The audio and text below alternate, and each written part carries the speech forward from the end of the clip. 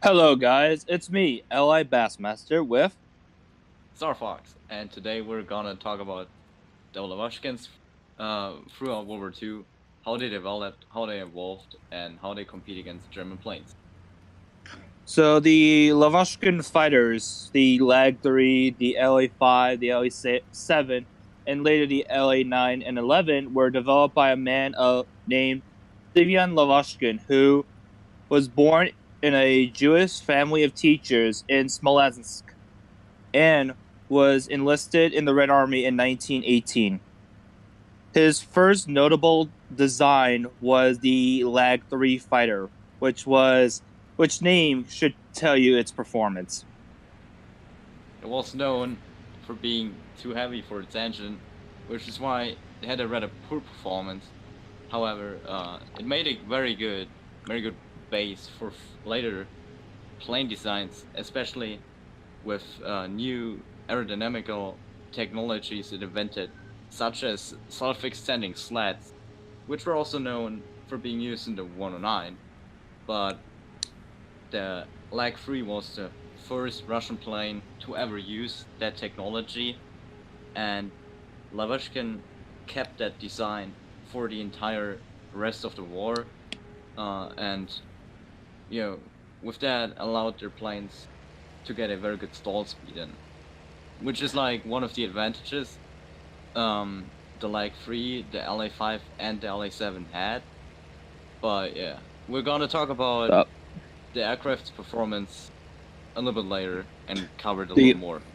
the Lag 3 was known for its sluggish performance, as Star Fox has said, and all sorts of technical issues. It was notoriously um it was notoriously hard to pull out of a dive due to the stick locking up.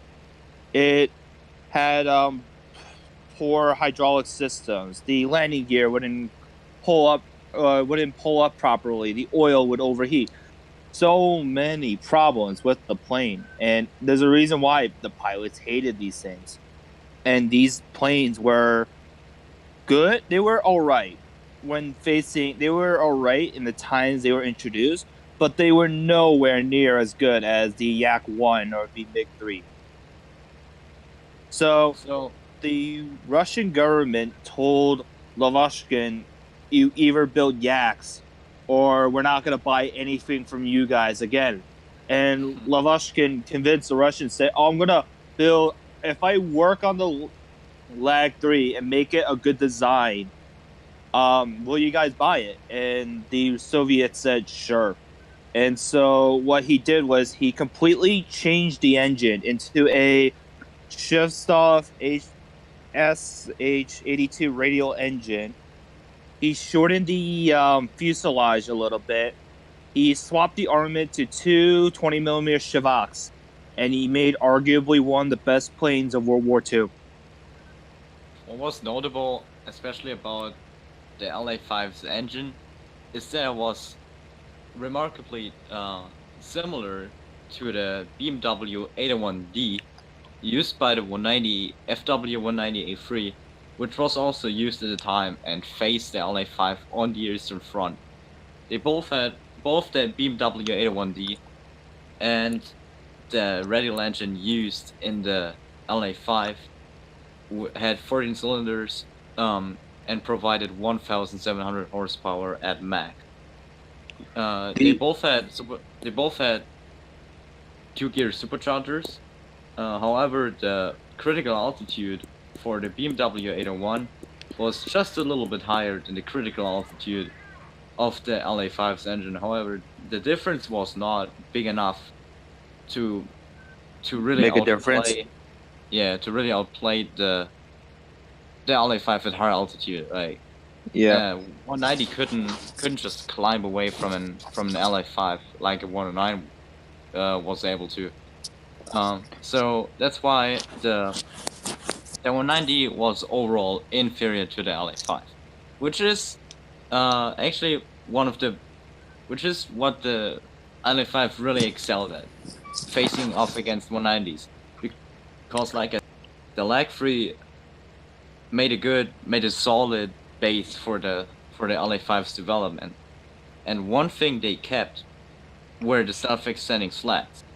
And even though the BF-109 had them too, the FW-190 never had them. So Yeah.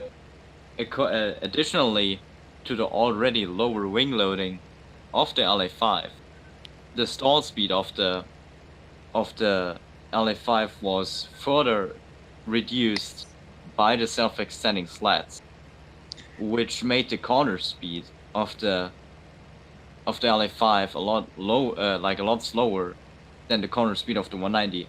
And the rule says the lower the corner speed of a plane, tighter the turn rate. So that's why LA5s were able to outturn FW-198-3s at lower speeds, which is why the 190 couldn't really do anything against the LA5. Because, like I said, the engine was very, very similar. So,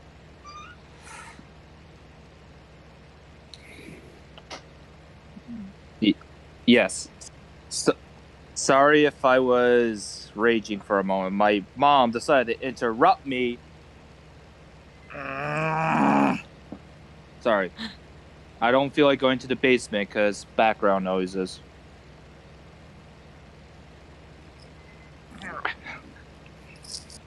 okay, wait, what did I stop at? Sorry. You want you to talk about how the LE5 was more maneuverable than the Yeah. FW-190s, the Antons. Okay, I found it. Thank you. So that's why the 190s couldn't really do anything, or at least the 193 couldn't really do anything against the LA5, because like I said, they both had very similar engine performance. So a 190 couldn't run or climb away from an LA5, or couldn't do any kind of energy fighting, while the LA5 was, just like I mentioned, quite a bit more maneuverable. So the LA5 overall held the upper hand against the FW-190s. However, against the 109s, it looked different, because although the LA5 was good and outperformed 190s, it had a much harder time against 109s, because 109s they were able to, first of all, they were a lot faster. With the DB601s, if we look at the BF-109F4 with the DB601N, it had a much higher critical altitude than the LA5, which allowed the 109 to easily outperform the LA5 at higher altitudes, and also allowed it to climb away from the LA5, unless the 109 was on it, because that was the one advantage of the LA5's engine. It had a really, really good performance on the deck, and 109s were not able to outrun an LA5 at very low altitude. So one of the main things every 109 pilot had to keep in mind when fighting the LA5 was keeping the altitude, so the LA5 could not easily outmaneuver or outperform the 109. Although once the 109 had the altitude advantage on the LA5, which was the case most of the time, since the 109 had the better rate of climb, the LA5 had a very hard time, because the LA5 was known for maneuvering much yaks. So while a yak could always turn away from a 109 that's diving onto it and try to dodge the bullets, which was also kind of successful most of the time, that didn't really work out for an LA5, because it had a very hard time outturning 109s, and the only thing it could really do is diving with it and trying to make the 109 going over speed and locking up and having to break out of the dive, or bleeding energy diving with the LA5. But either way, it would have been very, very rough for the LA5 to get the 109 off the LA5-6. Although the 109 had a better roll rate than although the LA5 had a better roll rate than the 109, like I said, it couldn't really outturn it. So against 109s, the LA-5 was a rather easy target, which is why the Yak was the preferred plane against the 109s. However, when it comes to 190s, it was the exact other way around.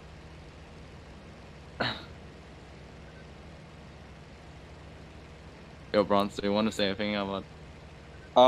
One notable story from the LE5 was the very first test flight. Semyon Lavochkin told the test pilots not to test the planes for tailspins because he was really under pressure by the Soviet officers sent to observe the aircraft. And guess what the pilot proceeds to do? A freaking tailspin. So Lavochkin is just freaking out, and the pilot recovered and said the plane was great, and the Soviet officers bought them. And then, like 2 days later, they had to move the factory to the Ural Mountains because the Germans are like not even or close by. And so that's and the LE5, from my knowledge, didn't start seeing combat until the Battle of Stalingrad, though it saw a much wider role during the Battle of Kursk and the Kuban bridgehead. Um, the LE5 flew a lot of times as escort for the IL-2s because unlike a Yak 1 or a Yak 7 or Yak 9 or Yak 3, LE5s could potentially win out on a head-on-head with a 109 or 190 due to the two cannons in the nose. And that's why it was very good with escorting IL-2s because it can intercept the 109s before they can get to the IL-2s. Though the LE5 and the LE7 did have modification for rockets and bombs, though from my understanding, they didn't actually bring them that often. What Yeah, else? the LA-5 was not used for CAS too much. That's what especially the Yak 9 with its fat cannon was developed and designed for. Although two interesting aspects of all the Lavochkins, you can you can just keep in mind if you're interested is first of all the self-extending sleds that I mentioned earlier. Just like the 109, as soon as you hit a critical airspeed, which may cause the sleds, the leading edge sleds on the wings, automatically extended to decrease the stall speed and help your plane being stable at low speeds, which especially gave it the advantage over the 190s, which didn't have this feature, and also the LA-5 or the Lavochkins in general were the only Russian fighters to have this feature, so that's very remarkable. Another feature, or actually not a feature, more a fact maybe of the LA-5 is that the gun sight was purposely put in a little bit too low, which caused which did it because if you fired at the target at greater distance, or if you fired at the target you had to get lead on, you would usually have to pull a lot of lead, especially in planes that mainly rely on cannons. So you can actually hit your target, which has the disadvantage that the enemy plane you want to shoot at disappears behind the dashboard of your plane. So you're basically shooting blind. So you may hit or you may just miss completely, which is very risky, especially considering how low the ammo of Russian planes is. So you cannot really allow it to shoot blind and hope you will hit. So that's why Lavochkin decided to put in the gun set a little bit too low. So therefore, you would have to pull less lead and would have maybe see target you're shooting at, even if you pull lead, which made leading shots easier overall. It also made it easier to distances, as bullet drop would not be, as apparent as it would be if the gun sight was built in the normal way. Although it was weird when you shot over shorter distances, because you would automatically usually put the target you want to shoot at in the middle of the gun sight. While in the LA5, at close distance, you had to keep your target a little bit in the upper side of the gun sight, so you would actually hit the target instead of having the bullets go over the plane, which, obviously would be completely useless. Which is also one of the reasons why the LA5 was not used too much for ground pounding or CAS in general, because hitting ground targets in a plane is often hard enough already, just because of how little, like how small the targets are, and because of how small your time frame is you can shoot at. So it would be very hard to aim, especially if you're already shooting at the ground and you have to put your nose down even more. It's not too good. So that's why the LA5 didn't see too much usage in the fighter bomber role, and Reda was used as an escort fighter, as Bronze mentioned earlier. Yeah. So One of the explanations for a lot of the early LA5 loss was actually it wasn't due to the plane itself. The plane itself was pretty good. It was more to do with pilot error than anything else. Because at the time, Soviet pilots were far less experienced than the German pilots. The Soviets really didn't get that many good experienced pilots until like mid 1943 by the time of Kuban Bridgehead and Kursk. But do you want to move on to the LA7? yes, I would say so. I think we covered the LA5 pretty. The LA7, from my knowledge, the only notable difference between the LA5 and the LA7 is an engine change slash the later variants, the later production models of the LA7 would have three 23mm cannons rather than the two 20mm Shavak cannons. But Basically, the engine upgrade the LA7 received just gave it an additional 150 horsepower, which of course made the plane a little faster, especially on the deck.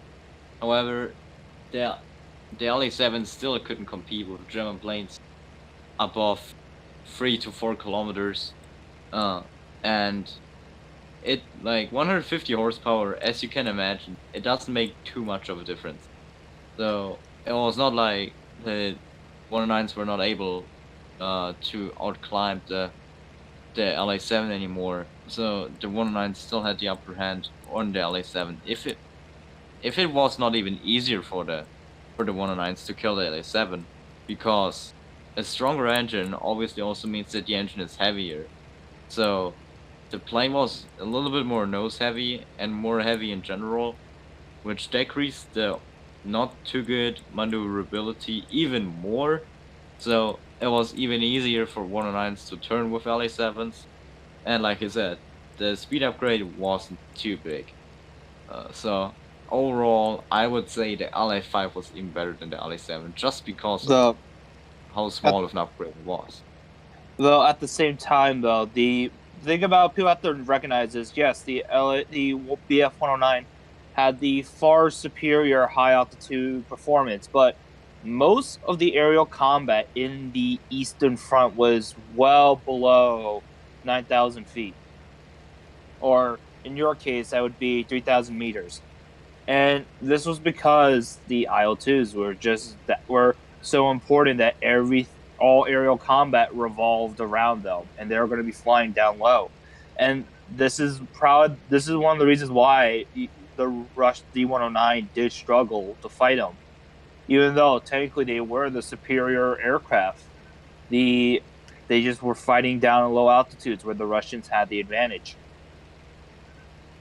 So all the 109s could basically do is using hit and run tactics, because the advantage the Germans still had is that they had no issues climbing over the Russians, so they could keep up a hit and run drag and back game where they would basically dive on the target, try to get shots on, and then zoom away. Although they had to be careful, because if they lost too much speed in the dive trying to get shots on the target, the LA5 would catch up to it, and the 109 couldn't really get away from it anymore.